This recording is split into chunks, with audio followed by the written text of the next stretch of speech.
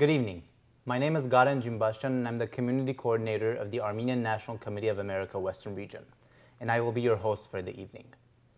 I'm honored to be joined today by a truly remarkable guest, Mr. John Eibner, President of Christian Solidarity International, an organization that has stood at the forefront of humanitarian advocacy and faith-based action for decades. From defending persecuted Christians around the world to speaking out when few others dared, CSI has been a steadfast voice for justice, truth, and compassion. Today, we'll be discussing their historic involvement with the Armenian people, from the early 1990s war in Artsakh to the recent humanitarian crises followed by the blockade and exodus of Artsakh's indigenous Armenians. Mr. Eibner, thank you for joining us today. It's an honor to have you. It's a great pleasure to be with you. Thank you. Thank you so much. So let's start from, let's say, the 1990s. CSI was among the first humanitarian organizations to actually bring aid to Artsakh during the 1990s war. What drew your attention to the Armenian cause back then, and how did that moment shape your organization and long-term involvement? Right, well, the origins of our involvement there have to do with the activity of Andrei Sakharov, Elena Bonner, his wife, who were great advocates for Armenia, the Baroness Cox, our good friend, who was a part of that circle with Zori Balian in the late 1980s, early 1990s. And so I became aware of it really through them. I met Baroness Cox, and she shared information. There were certain things I read in the newspaper, but I felt this is something that we must address. It became clear to me that while during the communist time, when the Soviet Union was existing, most human rights organizations in the West dealt primarily with individual prisoners, like Andrei Sakharov, campaigning for their release.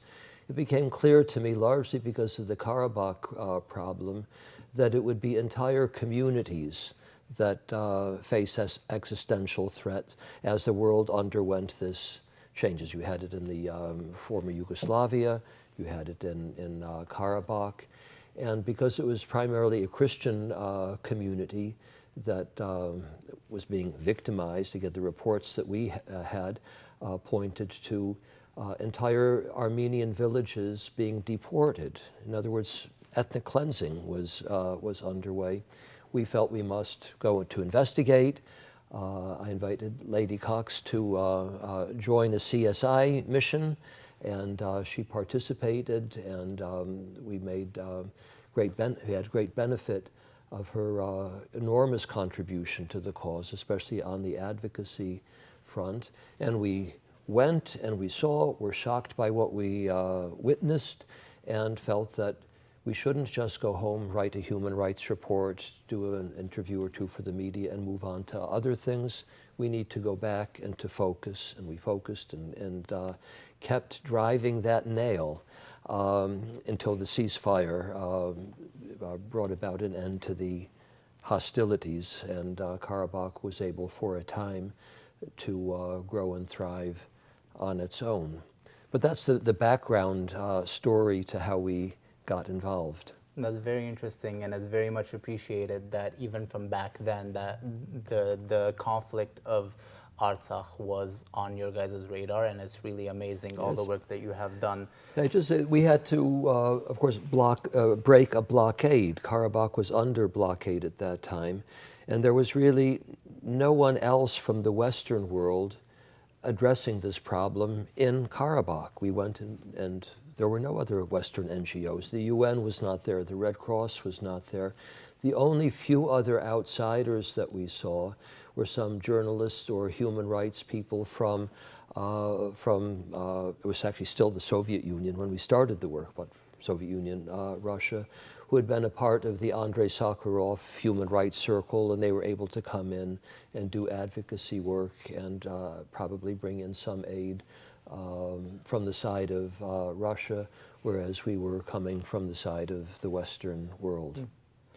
So when the world remained silent, mostly the Western world remained silent, the CSI institution spoke up. So what moved your organization to take such a consistent and public stance for the people of Artsakh and the Christians in Artsakh? Well, there were several things. One was the horrible humanitarian situation that we witnessed. Our local host on the first visit was the medical doctor who was responsible for the general hospital in Stepanakert. And the place was in ruins. They had nothing, really, literally nothing, no aspirin. So when there were soldiers or civilians, that matter, that needed amputations, they were given the local brandy and hope for the best. That was really all that they had. And actually our first little tiny humanitarian aid action was to bring a small quantity of morphine in for the doctor to give to the patients that were really suffering terrible kinds of pain. So there was simply the humanitarian side. But then we know that it's a tiny Christian community under threat.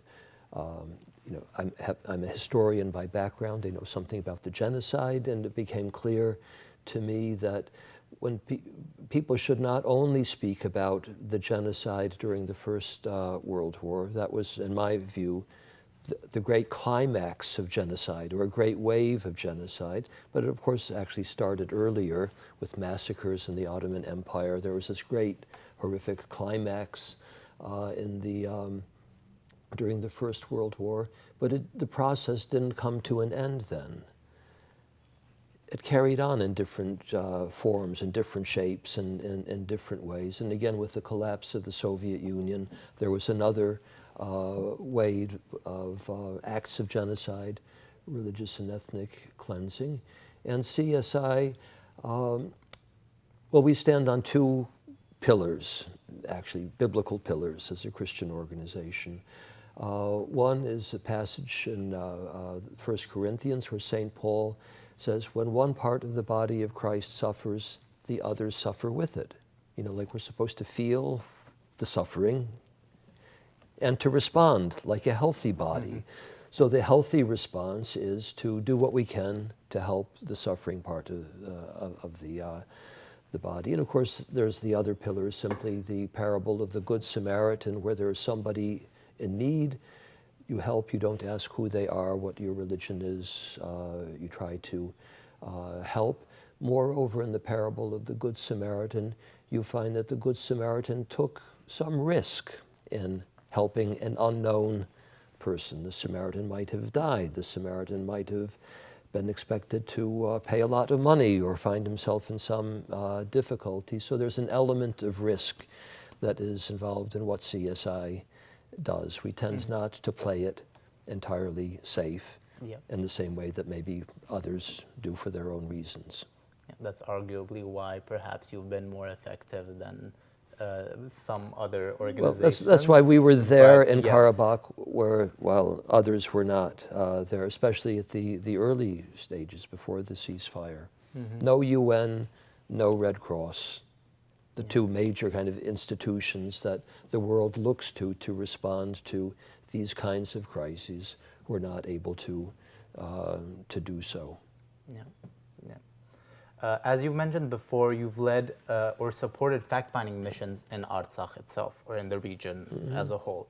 So what did you personally witness, or what did CSI uncover that the international community must understand about what happened in Artsakh? Well, it was really a confirmation of the ethnic cleansing. There's enormous human suffering in that situation, and everybody in that community, whether they were Azeris or it's war and people suffer. But what was clear is that the Armenians were targeted for religious and ethnic cleansing, being driven out of their communities. And there were really very barbaric means that were used by the Azerbaijani military to try to drive the Armenians out. I spent time myself underground in cellars while Grud missiles were being fired on Stepanakert from Shusha at that time. Shusha was under Azeri control, and there was this regular heavy bombardment. And the rest of the world seemed not to be aware of this, so we always took journalists with us. It wasn't just, say, Lady Cox, myself, and some other CSI colleagues that went. We always tried to make sure that there were journalists who would go back home and report. We took members of Congress, members of the British Parliament, people who would speak out in the Western world about the crisis. Perfect. So CSI's advocacy reached major institutions like the United Nations. Could you walk us through a specific moment, perhaps at the UN Human Rights Council, where you felt like your voice truly did make a difference and did change something and made an impact? The short answer is no. I think it's almost impossible to make a real impact at the UN Human Rights, now called Council. It was then the Commission. We spoke out, but it would be a little bit misleading to suggest that that kind of advocacy was fundamentally decisive in the outcome of that first war. It was the Armenians that fought. They had friends and supported, and it's, from what I understand, at that time, Russia helped the Armenians be able to control their own territory at the end of the day, and there was a ceasefire. So that's not our doing. However, what we're told by Armenian friends, those that we were with at the time, they tell us that if it weren't for CSI, there would be no Armenians, there would have been no Armenians left in Karabakh. What do they mean? Well, we didn't fight and we weren't providing the things that really secured Karabakh. But the way it was explained to us is that when it could have gone one way or the other, the little bit that CSI provided tipped the balance. And it wasn't so much well, first of all, we were not sending weapons or anything having to do with the military. And it wasn't that there were such huge amounts of humanitarian aid that made the difference. It was that what we did raised morale. Those who were fighting on the front lines in Karabakh in that war didn't feel entirely alone. They knew that there was a voice out there. They knew that there was something, behind them. And some of our Armenian friends who explain it like that, of course, they are flatterers. They will flatter us, and it makes us feel nice to say such things. But there is an element of truth to it, that the little that we provided tipped the balance, and that little that we provided was something having more to do with spirit than anything material that we sent into Karabakh in those days. Yes, well, I assume in an extreme and grave circumstance such as those times have been for the Armenians in Artsakh and the people fighting for, every single drop of help, I think, would have counted, either in spiritual help or actual physical help, or just the fact that knowing that they are not alone, like you said. I think that had played a big impact by CSI, and I can kind of attest for it from the diasporan, and because that's more so of what we did as well, with letters to the soldiers and stuff of that nature. Things in general that would actually raise morale in a sense that the whole world is, there are people in all parts of the world that are actually following, and they're giving you their support, and all you have to do is just keep going. And the material aid is not separate from like the spiritual side of things when it comes to moral support. The two go together. But that was, I believe, our greatest contribution. And of course, CSI was not the only party doing this. There's the diaspora. There were not other Western organizations at that time, but there was the diaspora in the Western world, diaspora in Russia, elsewhere in the world. And there were many signs of solidarity that came from that quarter that raised the spirits and morale of those who were trying to secure the presence of the Armenian community in Artsakh. Correct, exact.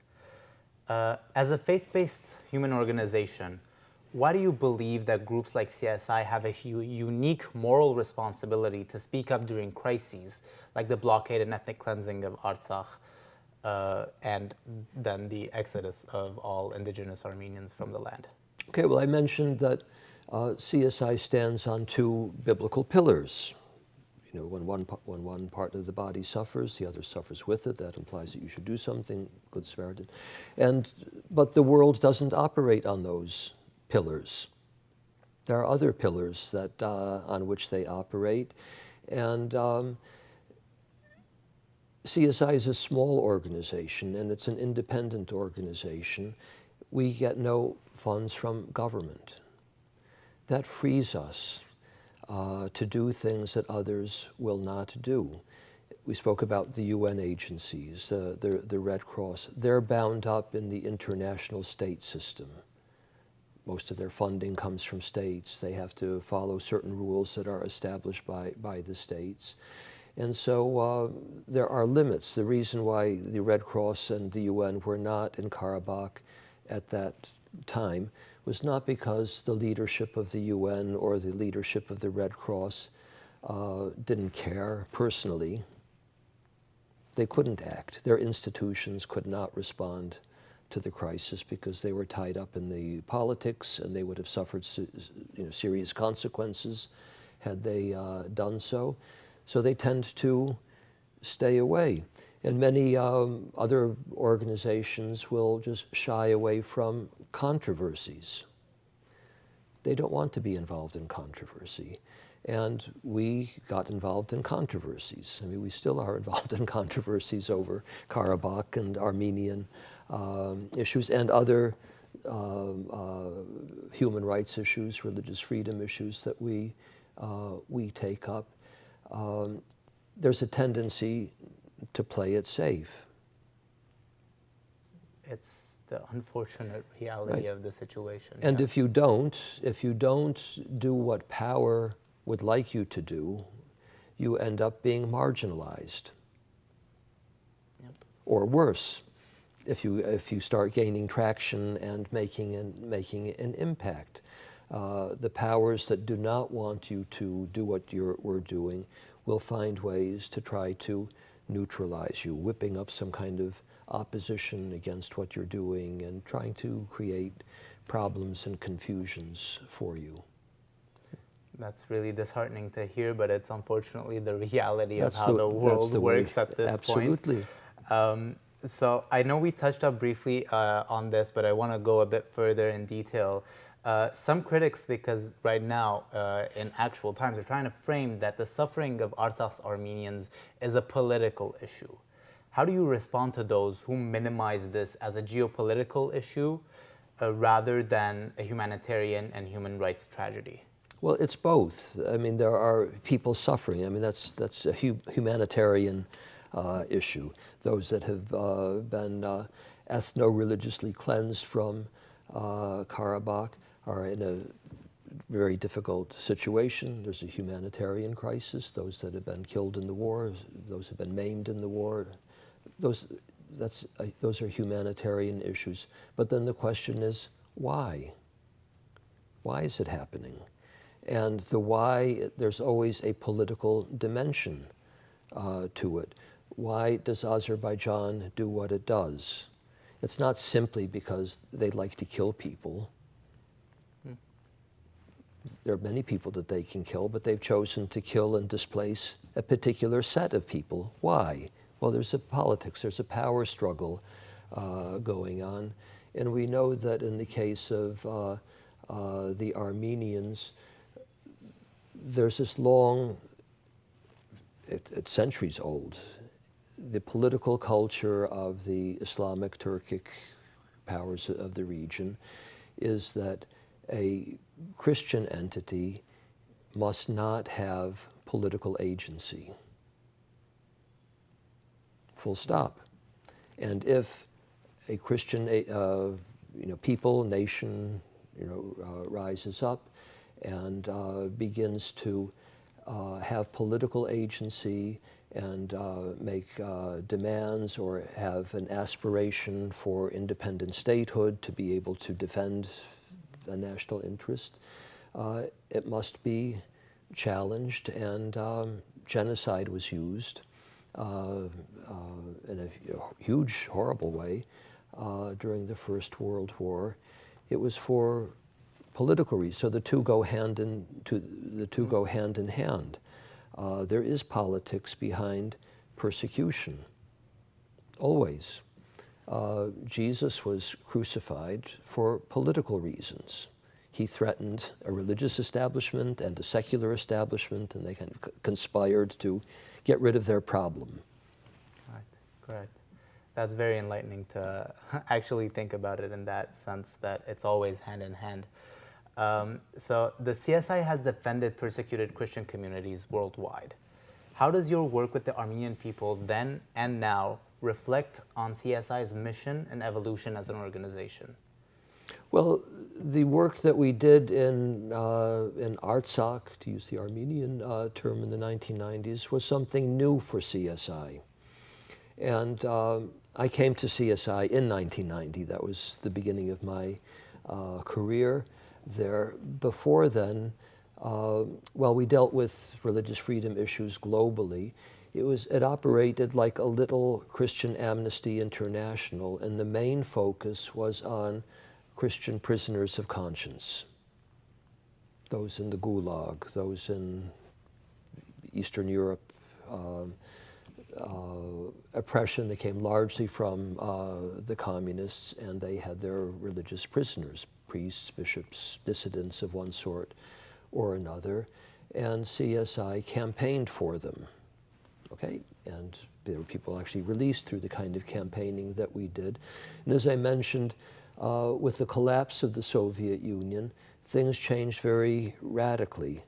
And then you had not just individual dissidents, individuals who were problems for the authorities that were persecuted, but in the case of Artsakh, it was an entire community. So we had to change the way we did things. We spoke about the humanitarian actions. Our first humanitarian actions as an organization were in Nagorno-Karabakh. It was because of the situation in Karabakh that our founder president, Pastor Hans at that time, decided we're not going to just send protest cards to heads of state saying, please stop what you're doing. We're going to provide material help, as the Good Samaritan did. The Good Samaritan in the Bible just didn't say, look, there's some bad people that beat up an innocent person, shout about it. So we thought, well, why not apply this principle? And it has since then become a very, very big principle of CSI. We, on the one hand, act as advocates for the victims of religious persecution, and where possible, we provide material help to support the victimized communities or those that are threatened. The two go hand in hand. So it was because of what we discovered in Artsakh that CSI evolved into really a very different looking organization. The spirit is the same, but what we're doing and the way we do it is very different from the time of the late 1970s, 1980s, and the early days of CSI. Very interesting to hear. So we have, Artsakh and the Armenians to thank for that. And many people around the world who benefit in Nigeria and Syria and Iraq and many other places don't know the backstory of this, but they should know that it's because of the Armenians and our relationship with them that work for CSI started. Very interesting to hear about how the whole methodology of the organization kind of evolved into something that it is right now.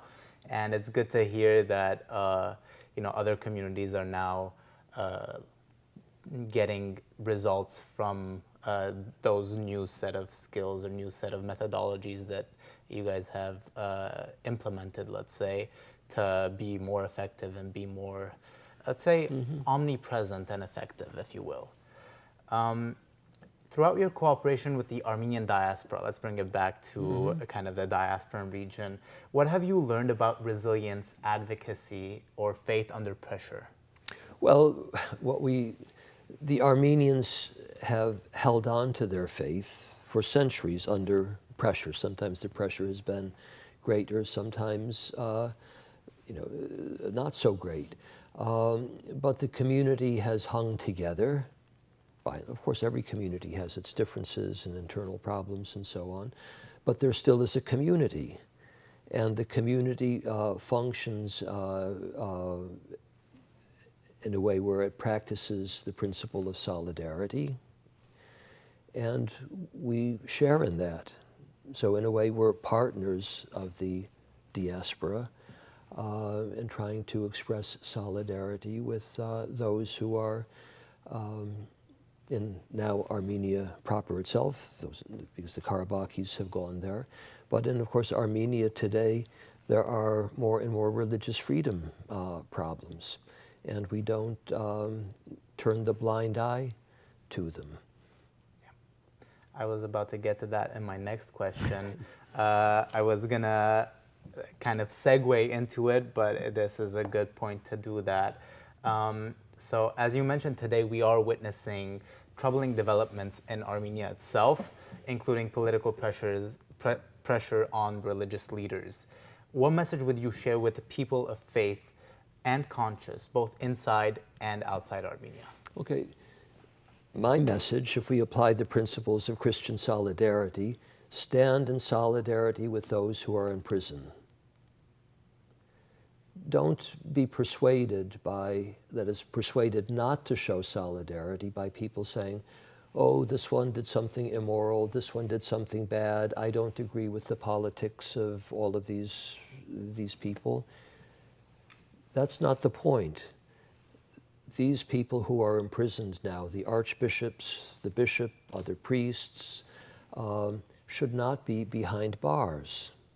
Or the patron of the church, Samvel Karapetyan. It's very clear that there's a political effort to gain control, political control of the church, and illegal, and also immoral methods are being used in that power struggle. And for us, a red line has been crossed when you start arresting archbishops, bishops, priests, and intimidating them, having wiretaps, and putting a patron of the church behind bars, nationalizing the business. And it's all obviously orchestrated, because we hear leadership figures basically speaking to that, saying that these are the enemies and these are the political enemies and they need to be removed from the scene. So from our point, I mean, we're not Armenian politicians. I don't care who is the prime minister or what party is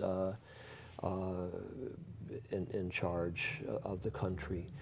But a red line has crossed, and people of faith should stand in solidarity with the victims of persecution and not find reasons to stand in solidarity with the perpetrators. It's really that simple. I don't know personally any of those who are behind bars now from the side of the church, but they shouldn't be there. That's not the way to handle a political problem, a dispute between the Catholicos and the prime minister. You don't put these people behind bars and have trumped up charges against them. It's a very ironic thing that that the so-called Russiagate hoax in the United States is really being put to rest. It's kind of been exposed as a hoax, and there's been nothing to it. And now we find a new Russiagate hoax coming from Armenia, that the people whisper, oh, well, they have a connection with Russia and really they should be behind bars or they're dangerous. And things should run really according to the rule of law. If somebody has plotted a coup, there should be evidence and blah, blah, blah. Who are the co-conspirators? None of this has happened. We would say, hope and pray that those in the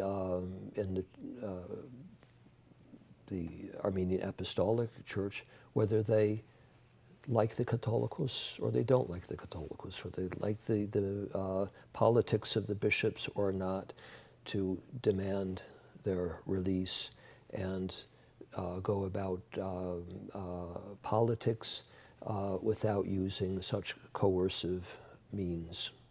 I agree 100%.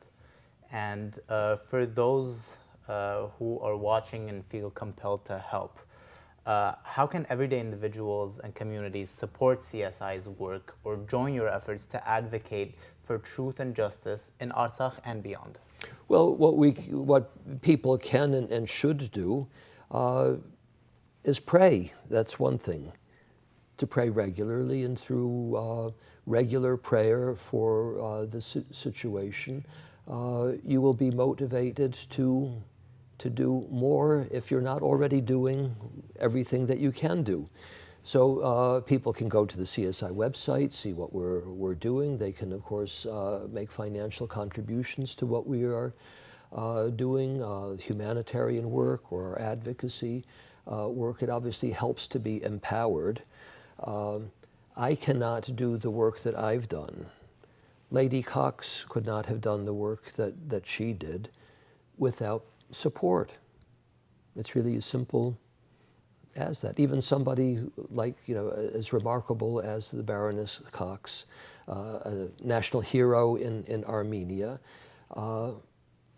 needed CSI, needed people at the grassroots level to provide support. And if that support comes from Armenians, that's fantastic. But I must say, most of the financial support that CSI get comes from simple people of faith. Not the government, not any states, very few major donors. They are people at the grassroots level who pray for the persecuted, who are aware of the situation for the Armenian Christians and want to help, and they are prepared to support financially our efforts. I'm full of admiration for these simple people. These are the people, there are not so many left as there used to be, but these are exactly the kinds of people, Christian people, that provided so much help to the victims of genocide. Like everybody knows, who knows a little bit about Armenian history, what help came to the Armenian victims and where it came from. And that spirit is still alive here and there in the Christian world. It's great to hear, great to hear. And finally, in one sentence, how would you define Christian Solidarity International's commitment to truth in an age of silence and disinformation? Well, Jesus said, I am the way, the truth, and the life. So truth is something actually sacred. And we should deal it as something sacred. If we are convinced that something is true, then we have an obligation to treat it like that and to speak about it, even if it's a bit costly to do so, because it's sacred. We don't play around with truth. That's our attitude towards it. We know that the world has a very different attitude towards truth. Very inspiring and motivating. So, Mr. Eibner, thank you so much for sharing your time, your insights, and your unwavering commitment to truth and justice. What you've described today reminds us that humanitarian work is not about delivering aid only, but it's about restoring dignity, defending life, and reminding the world that silence in the face of suffering is never neutral. It is a choice, and CSI has chosen courage and truth. Your example challenges each of us today to look beyond politics and headlines, to see the human faces behind every crisis, and to act when conscience demands it. The Armenian people have endured displacement, loss, unimaginable hardship, yet through the steadfast partnership of organizations such as Christian Solidarity International, their story continues to be told with honesty and compassion. To our viewers, if your conversation moved you today, let it also move you to act. Don't forget to visit CSI's website, donate, or support in any way that you can. I am Garen Jinbashian, Community Coordinator of the Armenian National Committee of America Western Region, and on behalf of our entire team, thank you for watching.